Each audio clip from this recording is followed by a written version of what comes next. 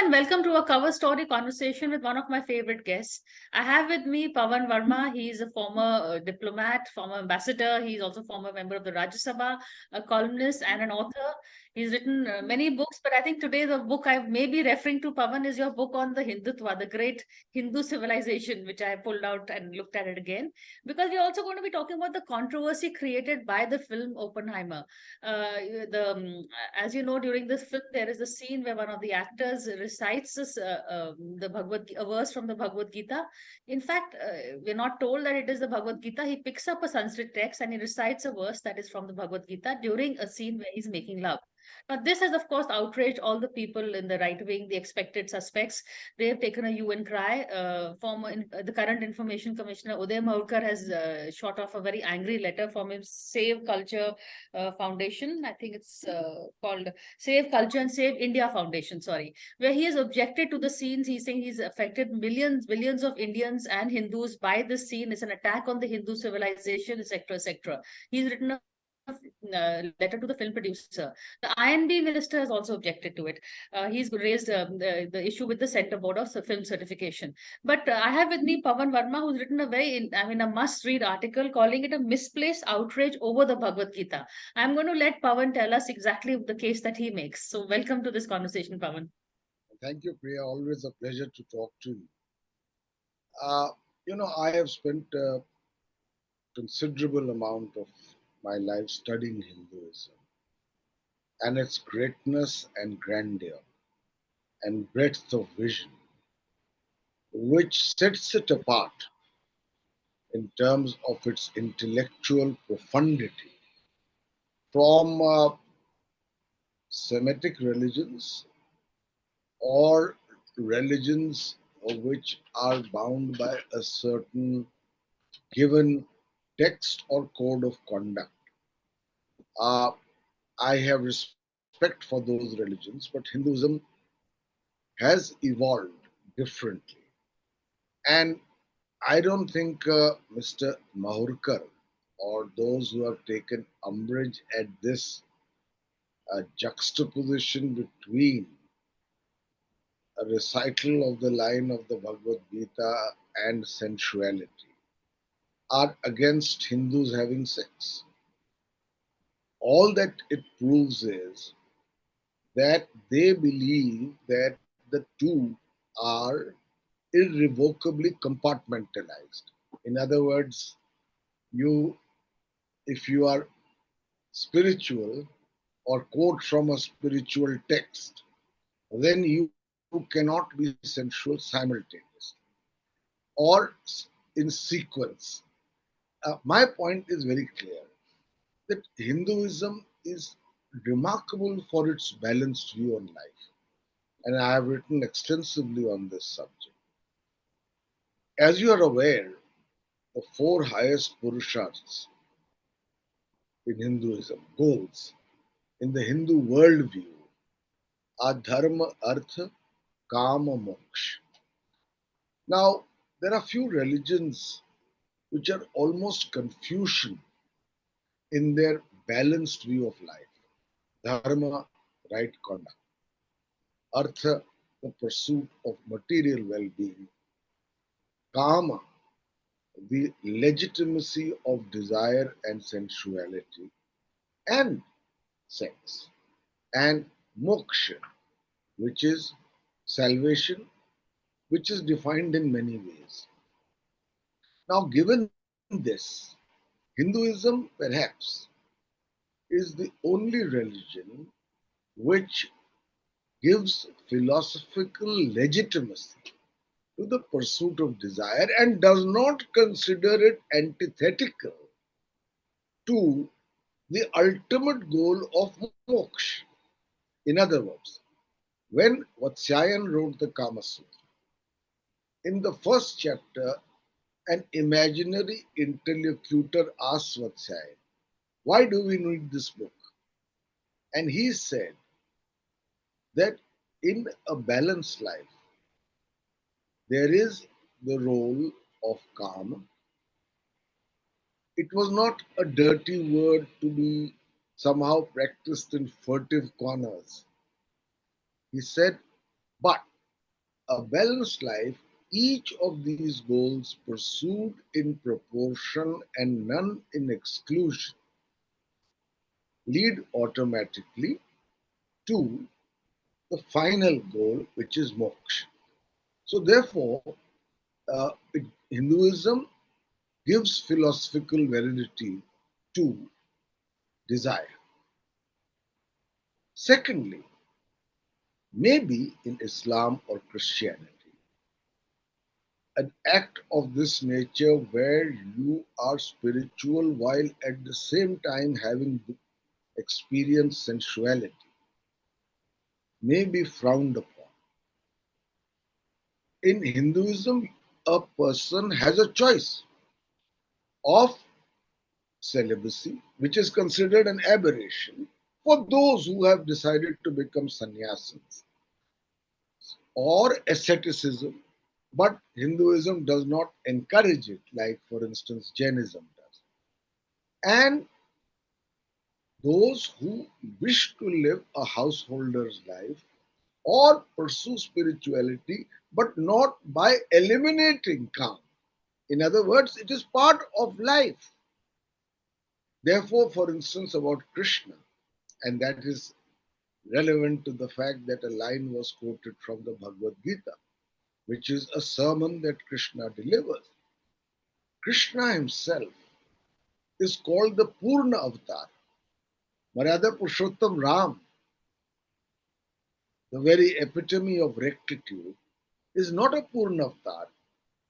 He has 13 of the 16 virtues. Krishna has all 16 because he also includes within his divine canvas Shringar Ras, or the sensual mood. Therefore, Krishna, at one level, and I have written a book on Krishna, is has 16,000 gopis with whom he frolics on the banks of the river Yamuna. And let me say to you, our texts are not squeamish like these new protectors of Hinduism. They are exceptionally spiritual, but if you read the Harivamsh, or if you read the Vishnu Puran, and even more so if you read the Bhagavad Puran, the scene described of the Ras in the Bhagavad Puran in the 8th chapter is explicit. It does not mitigate Krishna's divinity, spirituality, and transcendence, but it is to demonstrate that this is too an aspect of the divine rather than something to be shunned. And the same Krishna is also called an eternal celibate. These are the contradictions that Hinduism combines within itself. In other words, allowing for the sensual, not seeing a contradiction between the sensual and the spiritual, and at the same time not recommending unmitigated hedonism. Because, as what science says, each pursued in proportion and none in exclusion. So it's a remarkably balanced life, and therefore we have a great deal of sensuality in some of our uh, folklore, Quranic Bajurao. literature. No, I'm saying even in the Upanishads there are lines which I am not quoting now. So therefore, they were not prudish. They embraced life in its entire plenitude, seeing it as a gift of God, and ultimately among the many goals that can, in proportion, lead to moksha. So, therefore, what is the outrage? What is the outrage? The outrage is because those who are critical of what happened seem to have become clones of our colonizers. The British, coming from the Christian tradition and finding Hinduism and some of its practices incomprehensible. I mean, here is Krishna, who is, as a child, he steals butter. He's precocious with the gopis. As a warrior, he believes in achieving the end, sometimes irrespective of means. People have accused Krishna of cheating during the war. But that again is another principle of the Arthashastra. He is a lover and is actually one of the greatest lovers. He's called Shringar Murtimam, the very embodiment of sensuality. And he has a dalliance with not only the gopis are there. Radha was invented. She's not there in the Hariva. She's not there in the Vishnu Pura. She's not there in the Bhagavad Pura. She is more or less invented as a sensual counterfoil to Shringar Murtimam Krishna.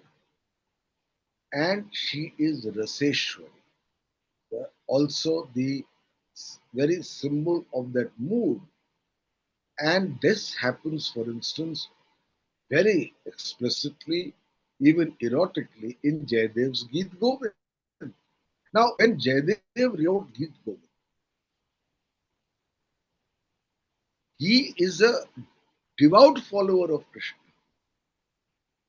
but he is not critical of the fact that Krishna and Radha had a supreme romance, almost like the Purush and Prakriti coming together of the Samkhya Yoga philosophy. And they symbolize the yin and yang, or whatever you want to say it. Their love is at one level sensual, at another level, the coming together of the divinity of the male and the female, ultimately leading to the trinity of Brahma, Vishnu, Shiva. So he is a devout Krishna Bhakt, and he wrote the Geet Govind. We have an entire period in our history of Shringar literature, remarkable poetry about Krishna as the lover. You have poets, I mean, you know it's Surdas, Bihari, Chandidas, Vidyapati, Govindas, who wrote poetry depicting the love between Krishna and Radha, and in describing it, not becoming prudish as if they were harbingers of Victorian morality. Now, the British could not understand this. Their gods were, and very rightly so, every religion has its own point of view, were ascetic, possibly celibate, or would frown upon a god who uh, not only indulges in, revels in, elevates, raises to a divine level both love and the sensual. So they found these customs unimaginable, and it was their Victorian morality which became a critique of Hinduism and its enlightened acceptance of both sensuality and spirituality, and at least not a contradiction between the two. They were critical of it. So you're saying these right wingers who are opposing it, the so-called protectors of Hindu faith, are actually walking into the British colonial trap and playing their game. You know that a case was filed in 1862 against Lord Krishna. Really? I didn't know that. Yes, and there was a British judge, and Krishna was accused by a complainant under British rule of fornication, of debauchery, and so on and so forth. I mean, a case was filed, it's on record, but fortunately for us, or Yes. for Lord Krishna, uh, who who makes laws and is above all laws and is the creator of Srishti, the case could not be decided because of a lack of witnesses. So there was this case. So it was the British who frowned upon what they considered to be horrible, unmentionable customs, sensuality, degradation, sexuality of the Hindu mind, not understanding that that was actually a very balanced view of life, maybe different from other religions, but that is the greatness of Hinduism. So these people have imbibed that Victorian morality Correct. and they go about harassing couples in parks. Oh, this is against Hindu culture. If you show Deepika Padukone in a bikini of saffron color, this is a you have hurt our religious sentiments. I mean, it becomes ludicrous because the British must be laughing all the way, uh, uh, thinking that here is this group of people who are echoing the critique that we voiced because we voiced it because we did not understand Hinduism. These are protectors of Hinduism and they do not read, they do not understand that there is no uh, Hinduism is different. So that's the point. And let me tell you, this does not show that by depicting that particular scene, Chris Nolan was trying to show Hinduism as linked with debauchery or uncontrolled hedonism or unacceptable sensuality. When Krishna was with the gopis in Vrindavan and he left, and you know that the gopis were bereft with grief, there is viragi about it. And Krishna leaves. He goes a few kilometers only to Vrindavan, but he never returns. Each pursued in proportion and none in exclusion. So there is a link between the worldview and the depicted practice of our uh, great deities. So that is my limited point. That what is the outrage about? The colonizers have left. Understand your religion. Don't echo their Victorian morality. As to the austere Hinduism of the way the Britishers saw it is not the way it is, the way Hinduism is today, as you explained it so beautifully. So, what is the outrage about? Is it to occupy a political space they see receding? No, I think that genuinely there are some zealous protectors, so called protectors of Hinduism, who want to sanitize it in accordance with their own westernized paradigms of what is right and what is wrong.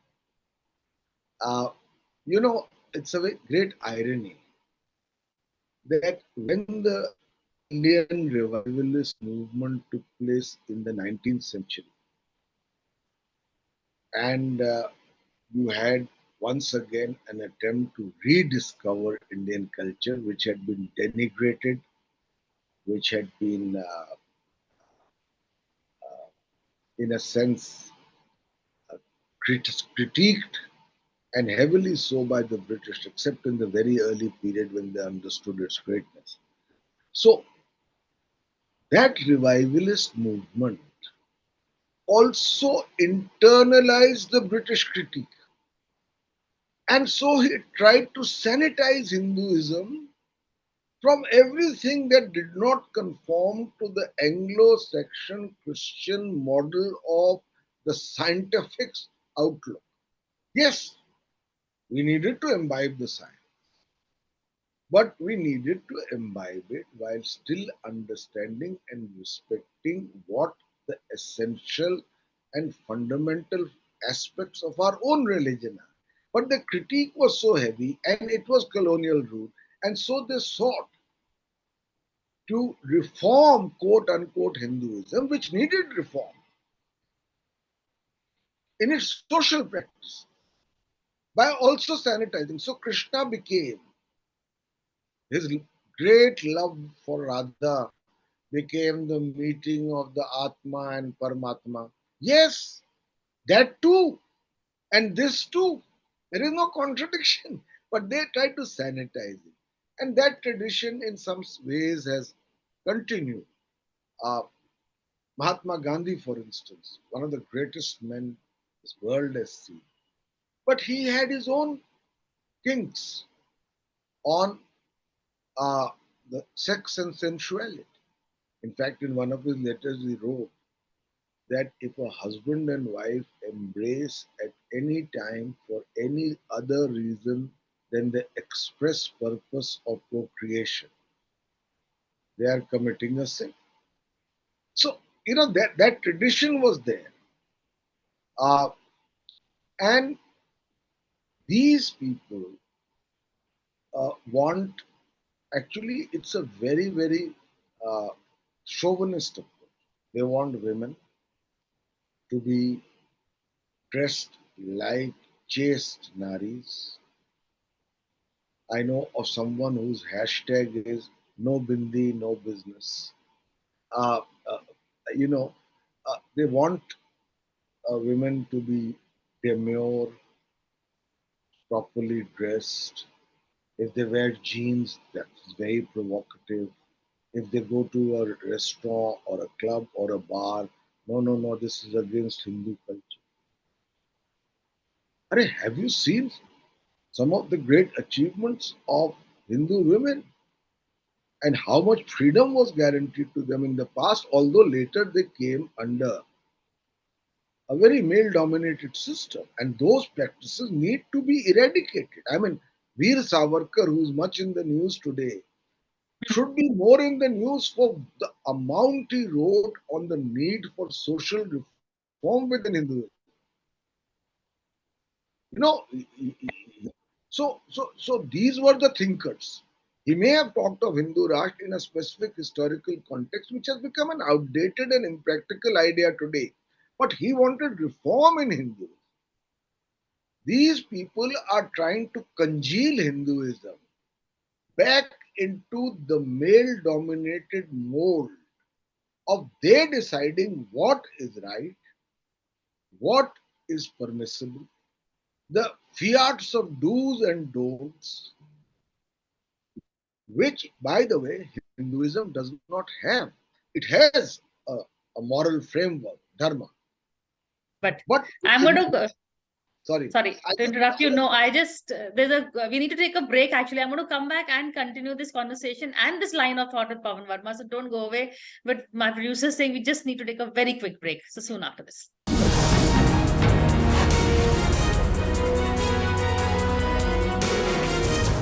Hello and welcome back to a cover story conversation with Pavan Varma. Began by talking to him about the controversy over the Oppenheimer film, but apart from that, Pavan, we went into what Hinduism actually it is and what the political leaders of the day are interpreting it as. And I interrupted you a line of thought before the break. Uh, if you'd like to no, complete that, then I want to ask you another question. no, I was just saying, and my line of thought is also broken, so you'll forgive me because of the break. But Sorry. essentially, Oppenheimer himself was considered the Bhagavad Gita, his favorite. I can guarantee you many of those who are critical of that particular scene have not studied Sanskrit or the Bhagavad Gita in the manner in which he did. He learned it by a tutor, professor at the University of California in Berkeley. He used to quote stanzas from it. He was a brilliant physicist, the father of the atom bomb. But he was also aware of the great misuse it could be put to. And so he quotes the Gita in the context of what a nuclear holocaust could create.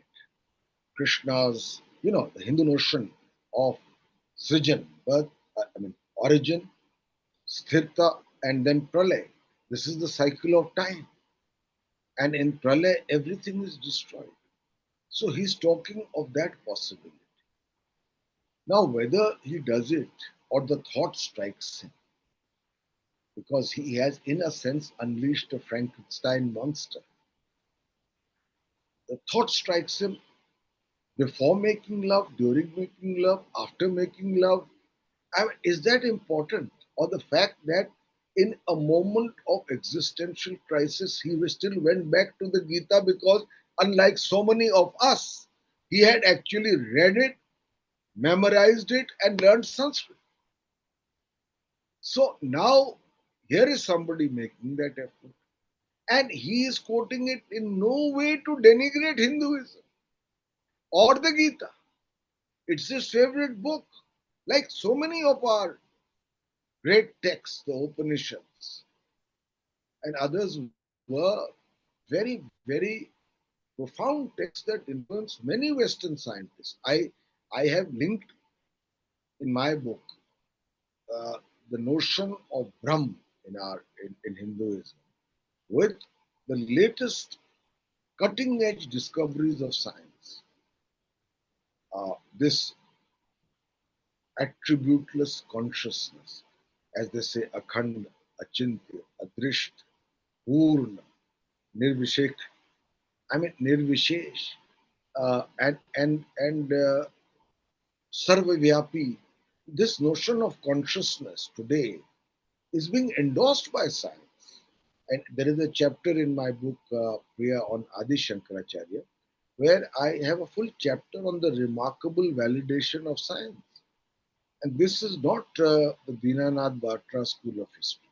It's a very researched analysis. So, if a scientist of his stage, in any moment, thinks of the Gita, uh, I don't think we should interpret it as an affront to Hinduism. We should consider it even as a recognition of Hinduism's essentially eclectic, open approach to the plenitude of life itself, which includes the sensual. Yes, in fact, I was reading a critique of the film, and they said the reason why they brought that quote up there, saying that now I am the destroyer, is also, which he said after the atomic bomb exploded, is that his relationship with the lady in question was also a very destructive one for the lady. So, in terms of film critique, in terms of editorial point, the producer was trying to make that point also. But, our sensibility is so fragile. I'm glad you pointed it out that. Whether certain people who proclaim themselves as protectors of Hinduism may react, but by and large, this is not Hinduism. This is not we understand of it. So then, is this Hindutva? Is my question to you. No, if you understand Hindutva as the essence of the grandeur of Hindu philosophy and thought, it's another word. If you understand Hindutva in a political sense and leave it in the hands of people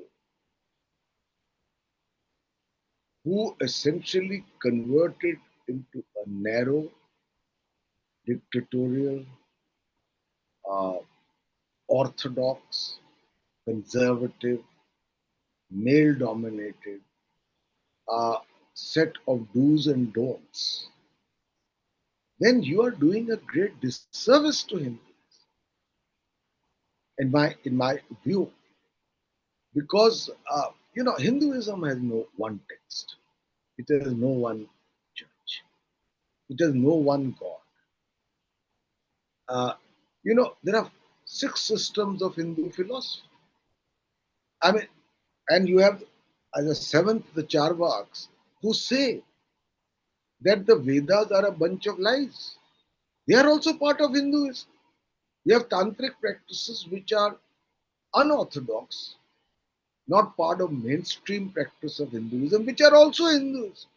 No one has been burnt on the stake in Hinduism for blasphemy. So, Hmm. Hinduism is a different religion. For God's sake, it to protect it, don't make it a clone of the very religions of whose some doctrinaire, inflexible practices you are critics of. On that note, thank you so much, Pavan Varma, for this conversation and for your very articulate defense of what Hinduism really stands for. I'm sure our viewers will appreciate it as much as I did, for sure. Thank you so much. Thank you. Always a pleasure.